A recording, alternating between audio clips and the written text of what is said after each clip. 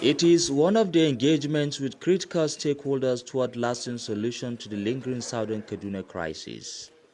After about 3 hours behind closed doors, Governor Nasir Elrufa'i briefed the media on their deliberations. He came on a private visit to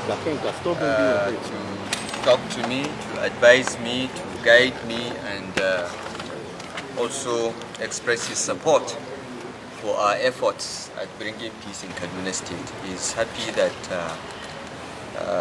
many people have come, all talking about peace, and he should not be left out, particularly in light of our historical relationship.